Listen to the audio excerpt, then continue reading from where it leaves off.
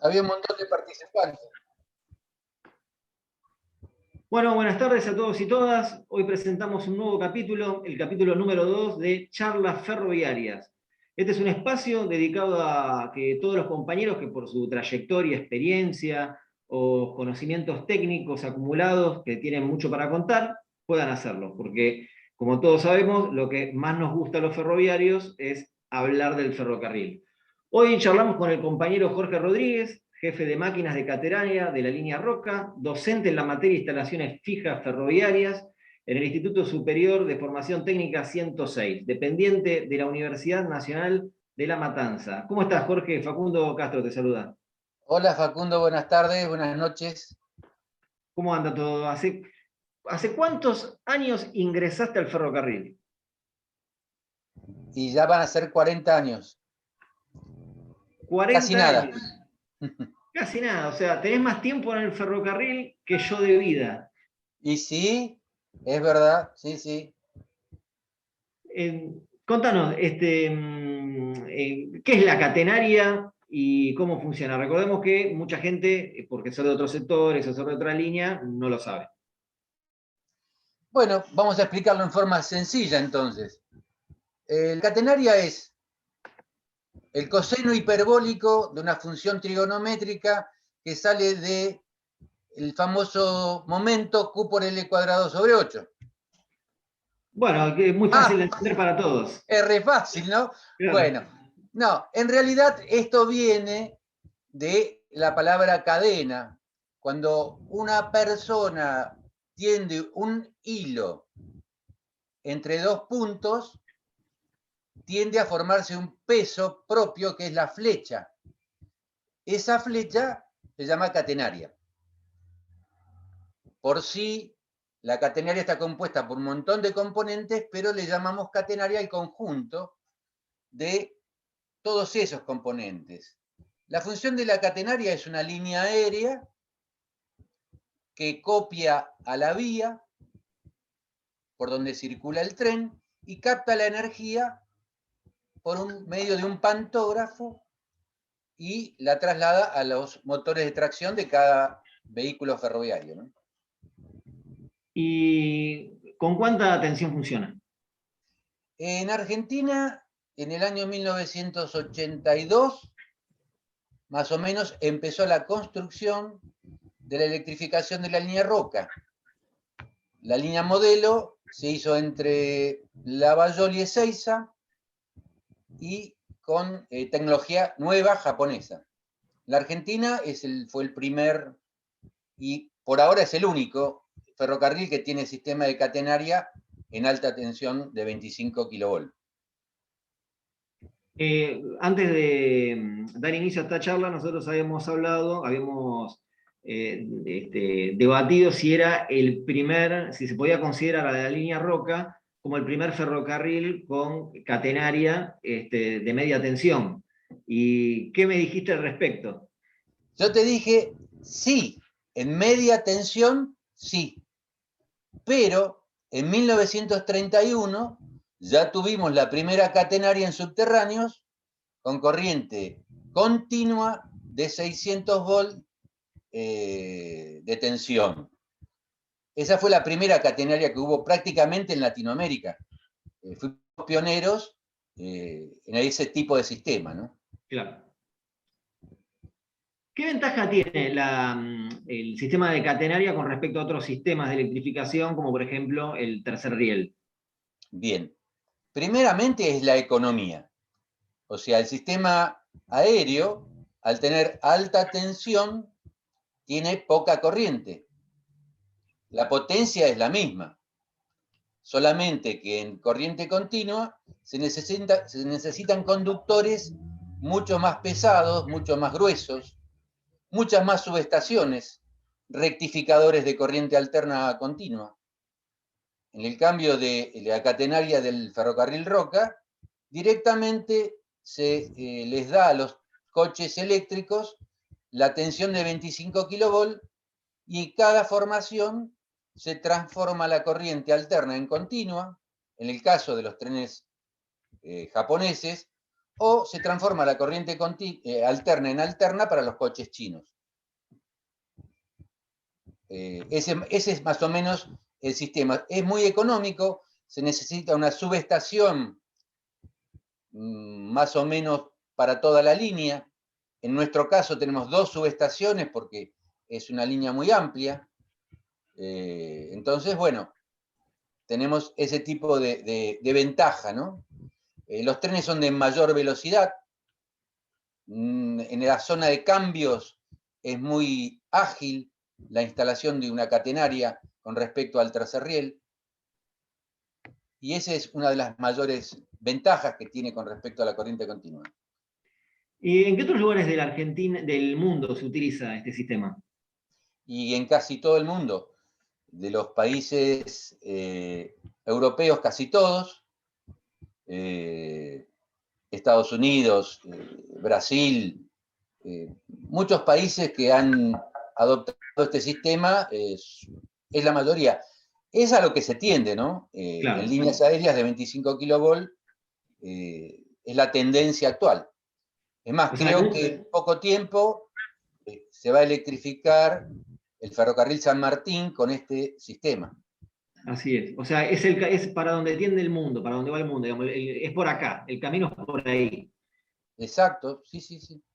Ahora, Y contanos. aparte, Facundo, cuando se hizo la electrificación, recordemos que la tecnología que hoy ha cambiado bastante, sigue siendo la más moderna en Argentina en cuanto al señalamiento y el sistema ATS de detección automática de trenes.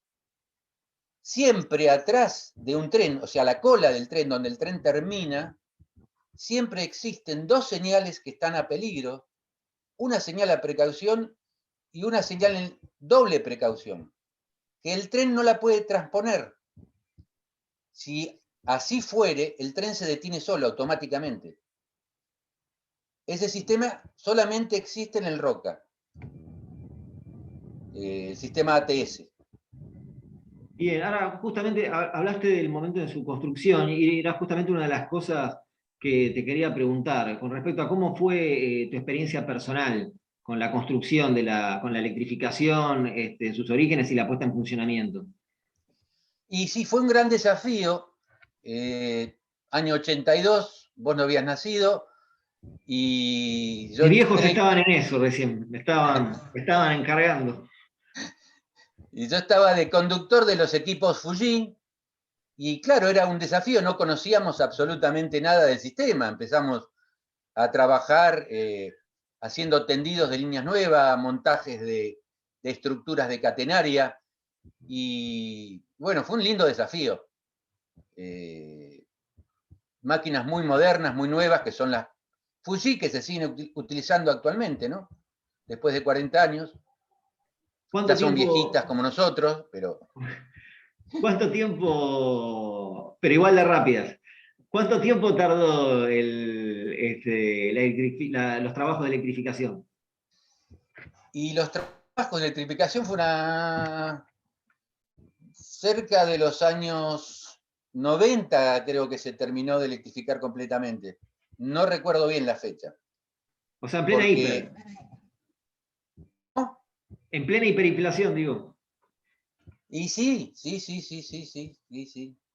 Fue un momento difícil, ¿no? Empezaron en el gobierno militar y lo inauguró después Alfonsín, ¿no? En la democracia, digamos. Y contanos, ¿cómo es el mantenimiento cotidiano de las líneas catenarias? Bueno, cotidianamente lo que se hace es hacer medición de los parámetros o la geometría que tiene la catenaria con respecto a la vía. Se mide la altura, la desviación y el desgaste de la línea de contacto. Eso se hacía hasta hace poco tiempo manualmente y con micrómetro. Actualmente tenemos máquinas nuevas de origen francés que miden altura, desviación y desgaste de la catenaria hasta una velocidad de 300 kilómetros por hora, si queremos. Si la máquina da esa velocidad, podemos medir todos esos parámetros y geometría está muy, muy interesante. Creo que es la única máquina que hay en Sudamérica de este tipo. La línea de contacto, ¿de qué material es? La línea de contacto es de cobre ranurado, o sea, es una línea de cobre que tiene una ranura para poder sostenerla por medio de una péndola de 110 milímetros cuadrados. Es un dedo mayor, digamos, un dedo índice, por ahí, Claro. más o menos. ¿Siempre en todas las vías tiene esa sección No, o varía? claro. Muy buena pregunta, Facundo. En los sectores de menor circulación tenemos un tipo de catenaria que tiene ese tipo de línea de contacto. En cuanto a Temperley y Constitución, tenemos la línea de contacto de 170 milímetros cuadrados con otro tipo de catenaria que es más tensa, o sea, tiene mayor tensión mecánica. Esa es la diferencia, digamos. Está Se bien, o mide sea, por mayor. pasadas de pantógrafo, no el desgaste. Claro. Es por la mayor sección se divide, se basa no solamente por el mayor consumo, sino también por el mayor desgaste, por la mayor circulación. Claro, nosotros dependemos mucho también de lo que material rodante utilice como frotador del pantógrafo, como captador de energía. Si en material rodante ponen un pantógrafo de cobre mucho más duro que la catenaria, obviamente se va a gastar la catenaria y no el pantógrafo. Claro. ¿Sí? Por eso el pantógrafo debe ser mucho más blando, digamos, que la catenaria, que el hilo de contacto. ¿Y cuál es el promedio de vida útil de la línea de contacto? Y digamos, ¿cuál es su extensión? ¿Cómo se divide? ¿Es todo un tramo? ¿Son pequeños tramos? ¿Cómo es que se divide? Bueno, se dividen, por ejemplo, si arrancamos de la subestación de Temperley, tenemos dos fases, ¿sí? Desde un transformador salen dos fases, una fase va hacia Constitución, la otra fase va hacia Mármol, hacia Ezeiza y hacia Gleu, y con eso más o menos tenemos seccionadas las líneas por fase. Después tenemos seccionadores aéreos que están colocadas en la vía, y después tenemos puestos de transformación que están cada 10 kilómetros más o menos para seccionar la línea en caso de fallas. Y ahora, ¿qué es lo que comúnmente se llama tendido o cambio de cantón? Ah, bueno, sí, sí, sí. Nosotros le decimos tendidos nuevos cuando la línea de contacto toma un desgaste tal que es posible que se llegue a cortar mecánicamente, a romper la catenaria. Entonces, lo que hacemos es, antes que esto se produzca, hacer un cambio de cantón. Justamente este sábado tenemos un cambio de línea de contacto en la zona de Lavallol. Bueno, y bueno, ya que estamos, te pregunto, ¿y cómo es que se hace ese cambio de cantón? ¿Cuántos trabajadores implica? ¿Cómo es el procedimiento a grandes rasgos? ¿Cuántas máquinas involucra? Nosotros usamos de 4 a 6 máquinas, de 10 a 12 personas más o menos, 15 con los supervisores y personal de transporte más o menos, y se hace un tendido nuevo sobre el tendido viejo. Y después se retira la línea de contacto usada, desgastada, se enrolla en bobinas, en las máquinas que son bobinadoras, y se le da la tensión mecánica correcta y los parámetros geométricos para que quede de la misma manera que estaba anteriormente, ¿no? Eso te iba a consultar. Dijiste que el cambio de cantón involucra 4 o 6 máquinas. Digamos, ¿cuáles son? ¿Qué máquinas son? Porque no son todas las mismas. Exactamente. Nosotros hoy por hoy tenemos más de 16 máquinas, pero para los cambios de línea usamos dos máquinas que se llaman frenadoras, o máquinas de tendido, que pueden ser Fuji o pueden ser Heismar, indistintamente, donde se coloca la bobina nueva, ¿sí? Y se empieza con el tendido. Claro. La otra máquina de tendido lleva un carretel vacío en la cual se recoge y se rebobina la línea vieja. Se hacen las dos cosas casi al mismo tiempo. Se termina una y se empieza la otra tarea. Ahora, ¿y cómo es que, digamos, porque la catenaria usualmente, normalmente, está electrificada? ¿Cómo es que cuáles son las medidas de seguridad y cómo se programa el trabajo en esa zona electrificada? ¿Y cuáles son los recaudos que se toman? Bien.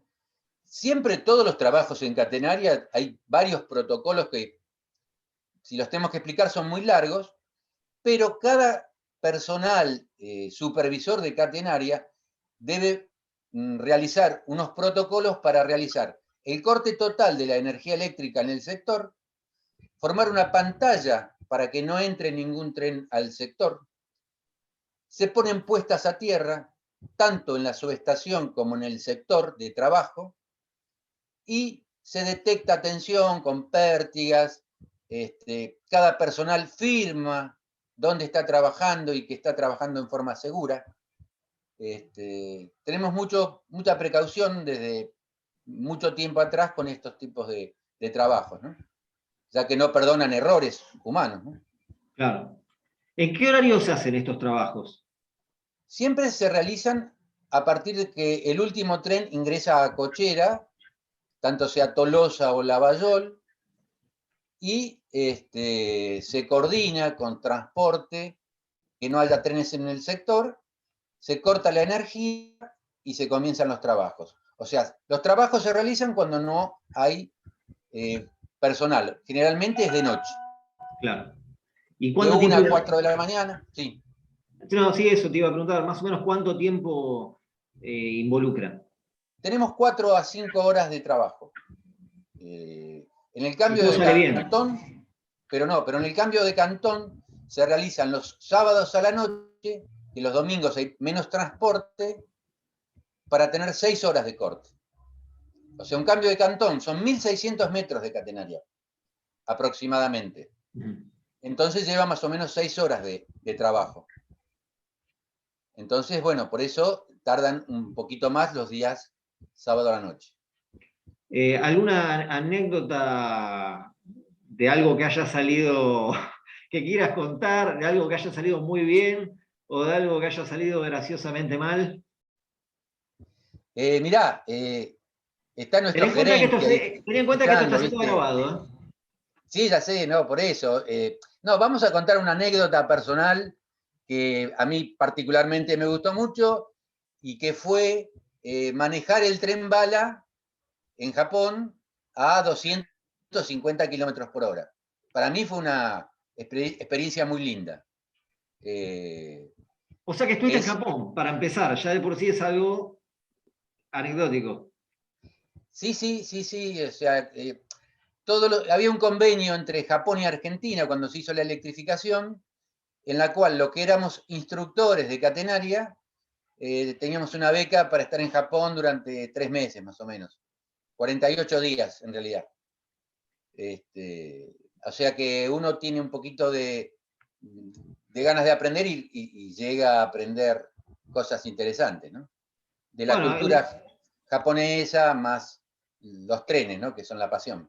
ese viaje ameritaría, me parece que un par de programas aparte. Y Este, sí, sí, sí, sí, sí, sí, sí. ahora, mencionaste antes bueno, las máquinas Fuji y, bueno, ahora se adquirieron las Placer y las Heimann. ¿Cuáles son las diferencias? ¿Cuáles son las ventajas? ¿Cómo funcionan las máquinas nuevas? Bien. Hagamos la comparación como un Ford Falcon y qué sé yo, un Bora. Uno anda bárbaro, rápido, pero que no se te rompa nada, porque la computadora te marca una falla y sonaste. La Fuji es el Ford Falcon, anda siempre, lo atás con alambre,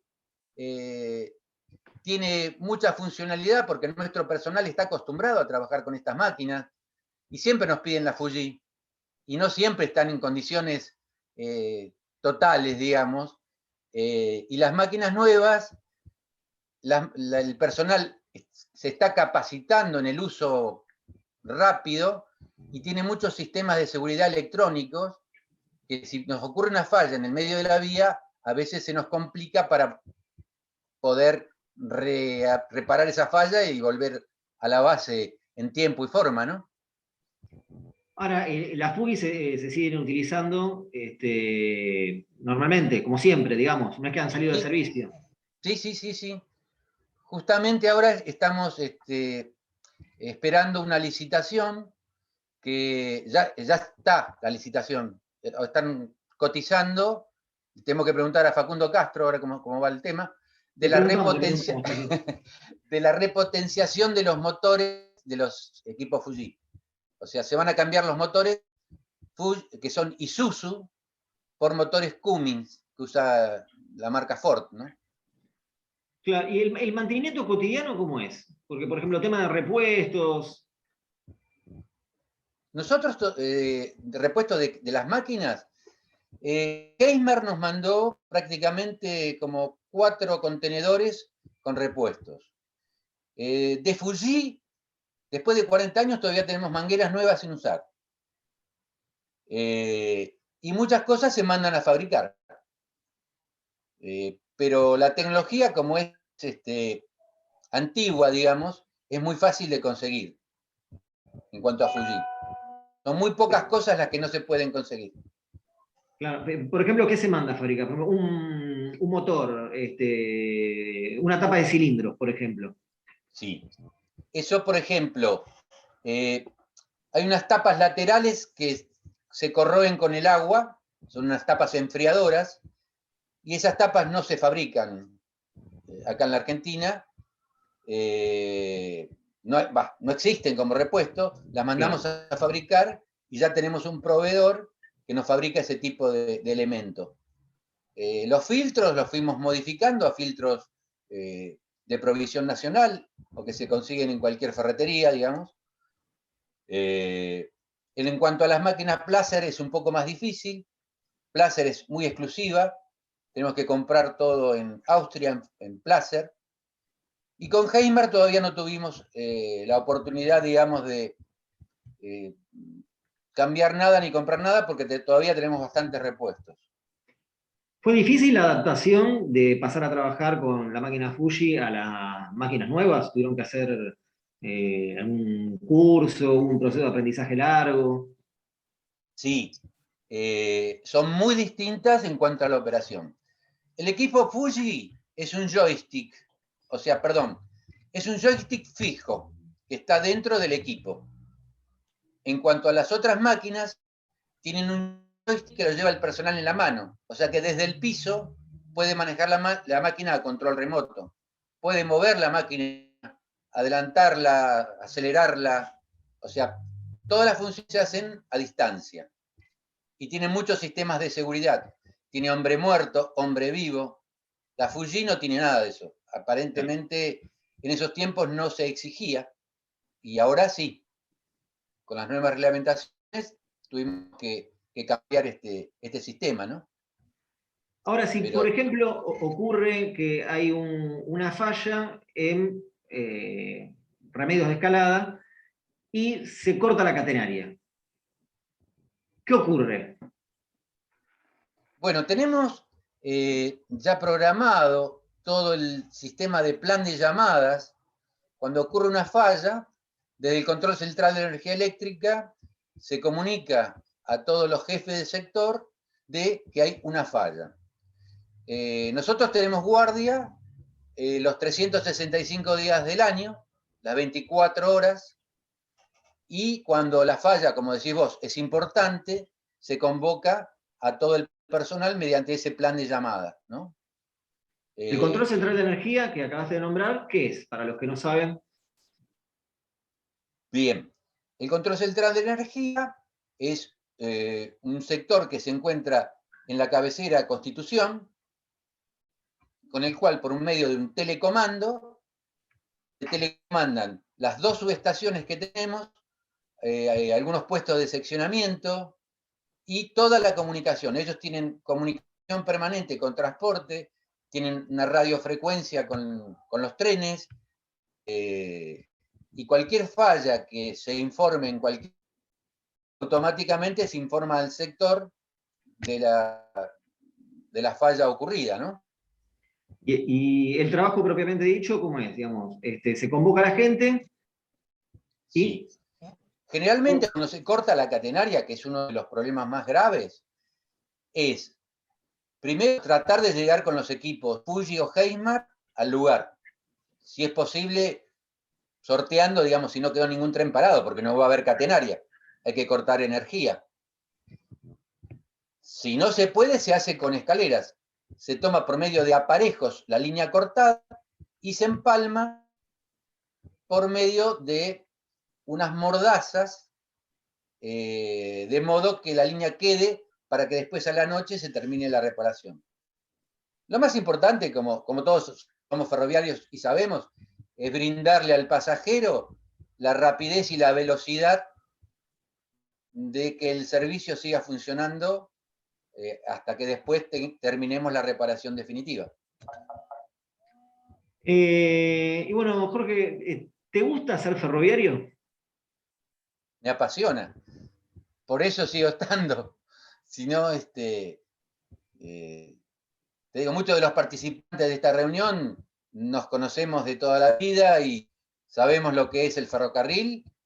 Y bueno, y nos gusta todo, o sea, ya sea la parte eléctrica, la parte diésel, lo que es la vía, lo que son las obras de arte, lo que es el señalamiento, lo que son, digamos, las estaciones, el mantenimiento de las estaciones antiguas que han sido remodeladas y puestas en valor.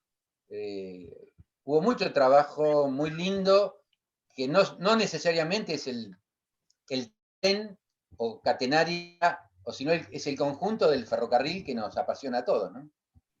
¿Y cuál es la anécdota más linda que recordás en tus años de experiencia en el ferrocarril? La experiencia más linda.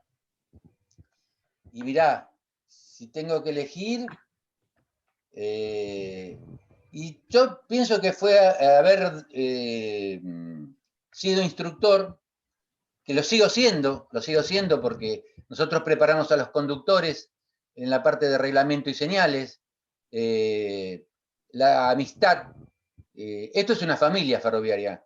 Nosotros, bueno, más allá de la pandemia, nos reunimos a comer asados en mi casa, en la casa de otros compañeros, nos juntamos con compañeros que ya están jubilados, o sea que es una familia esto. Nos conocemos de toda la vida y seguimos, aún no estando en actividad, eh, contando estas anécdotas, que esto merece un capítulo aparte, hay muchas anécdotas. Pero bueno, la mejor es haber conocido tanta gente y pasar tantos momentos lindos, ¿no? Aparte, sos docente. Sí, soy docente del Instituto Superior de Formación Profesional en La Ferrera, en La Matanza, que depende de la Facultad de La Matanza, y ahí estoy brindando un poquito de lo que son las instalaciones fijas que hay en el sistema, ¿no? Obviamente se habla de catenaria, se habla un poquito de lo que es la vía férrea, muy conceptual, ¿no? Porque la tecnicatura es en material rodante. Entonces, conceptualmente se le da qué es lo que hay en infraestructura, o sea, qué es lo que implica la infraestructura ferroviaria, las instalaciones fijas, las señales. O sea que formás a futuros ferroviarios. Futuros ferroviarios, sí. Y siempre le tenés que transmitir la pasión por el ferrocarril, que es lo más importante, ¿no? Bueno, Jorge, damos por finalizada esta entrevista, por lo menos en lo que es la parte de grabación. Te agradecemos mucho por haber estado y en este momento dejamos de grabar.